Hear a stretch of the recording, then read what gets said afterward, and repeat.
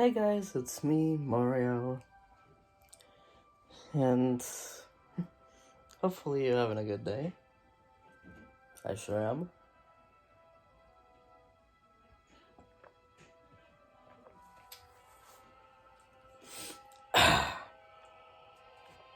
Today we're going to continue Narga, the sea monster.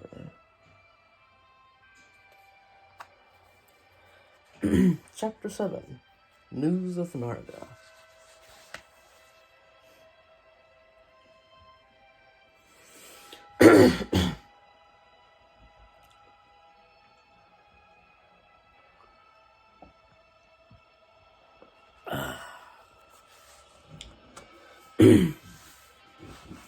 This way, Odora gasped, pointing down a side street.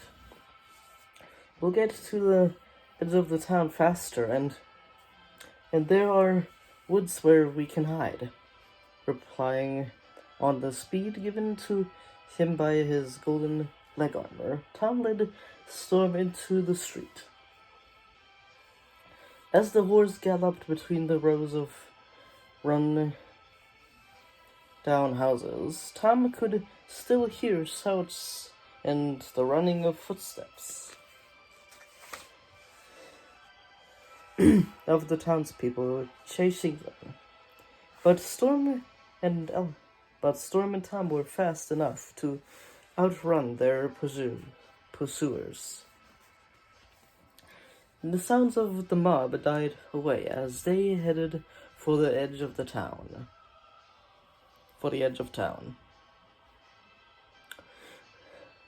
What a pity, Elena laughed.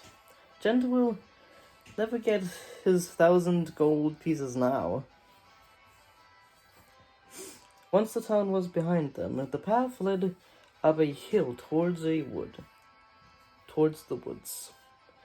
Tom loosened his sword in its sheath as he led Storm underneath the branches of the trees. He remembered again the evil forest that had tried to trap him and Elena when they first arrived in Gorgonia. The trees stayed still, though as Tom and his friends plunged deeper into the woods. Tom brought Storm to a halt in the clearing. He helped Elena and Odora down. Why don't you rest? He suggested. I'm going to climb a tree to see if we've been followed. Elena and Odora sank onto the damp carpet of leaves. Silver flopped down beside them, panting. Tom used the power of his magic boots and leaped right up into a tall tree, where he could see past the hills towards the town. There's no one on our trail, he announced, then turned to look in the other direction. His spirits lifted as he saw the glistening line of the black ocean on the horizon.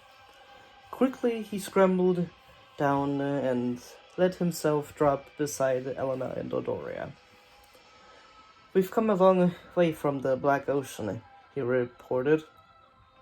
But if we get moving, we should be able to get there before dusk. The Black Ocean? Odora exclaimed. She stared at Tom, her eyes wide with fear. That's an evil place. You mustn't go anywhere near it. Why not? Elena asked, sitting up, suddenly alert. There's something horrible lurking in the water. Odora began to tremble. It killed my brother, and it almost killed me too. Tom exchanged a glance with Helena. Odora must have seen the next beast they had to conquer. He reached out to grip the girl's hand. Tell us everything you know, he said. It's very important we are here to defeat the beasts who live who live in the Black Ocean. The beast who lives in the Black Ocean. Odora looked concerned. Odoria looked uncertain. But after a pause she answered, "My brother Dako and I were part of a rebel force fighting Mabo. We were sailing up the coast with the cargo of smuggled weapons. We were almost home when an awful monster rose up out of the water." What was he like?" Elena asked. "He had a huge body and 6 heads," Odorio swallowed.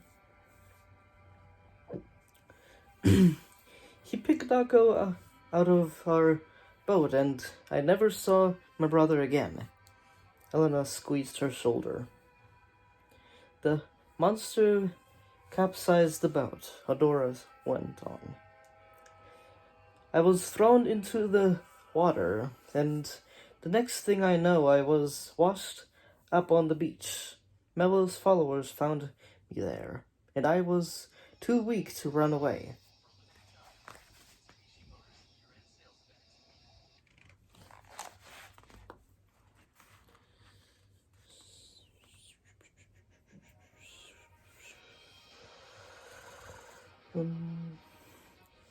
"They would have killed me if you hadn't rescued me," she added. "I can't even thank you enough." "You're thanking us by telling us about the monster," Tom told her. "Can you remember anything else about him? "I heard Marvel's men talking about him," Odora replied. "They said his name is Narga." "Did they say how he can be defeated?" Elena asked. Odora shook her head. "No one can defeat him. He's too powerful. Please don't even think of trying. He will kill you just as he killed Dako." "We have to try," Tom said. He didn't have time to tell the young girl about his quest, but he needed any help she could give him. Odora drew a deep breath. "The rebels have another boat for emergencies. You are welcome to use it. We keep it covered with brackets in a cove just north of here." Excuse me. "Look for a black pinnacle of rock shaped like a sword." "Thank you," Helena said. Odora shook back her fiery hair. "Don't thank me. I owe you more than I can ever repay." "Where will you go now?" Helena asked her. "We can't leave you to be recaptured by Marvel's men." "I'll be all right," Odora assured. "There's a rebel camp a few miles to the northwest. I'll be safe there. And so will you," she added. "We'll take you in. It might be hard for us to find you," Tom replied. "We have a camp that Marvel sent us. We have a map that Marvel sent us," Helena explained. "But we can't trust it." "Let me see it," said Odora. Tom fetched Melville's map from Storm's saddlebag. Odora unrolled the slimy scroll. "Here," she said, as she picked up a twig and scratched a cross on the map. "Not far from the coast. There's our camp. You can't miss it. You can't miss us." She gave Tom and Elena a worried smile. were the friendly ones. Odora rose to her feet, bade them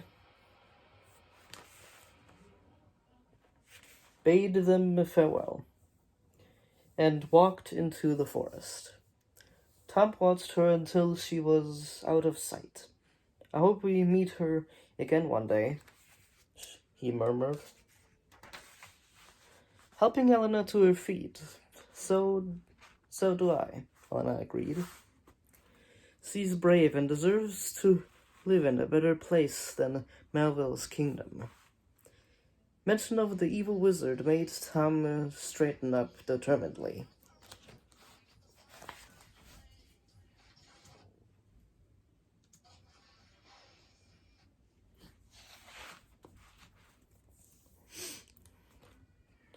"So are you ready to take on another beast?" he asked.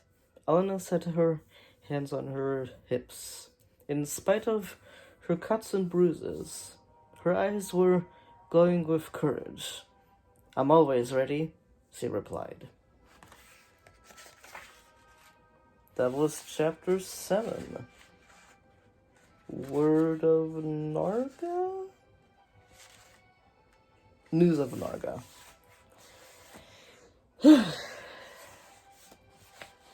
But yeah, that was chapter 7, News of Narga. Let's just fix this real quick. So it's a bit dark and I'm doing this later in the day, so it's not as bright as I would have hoped. There's more shadows and shit, so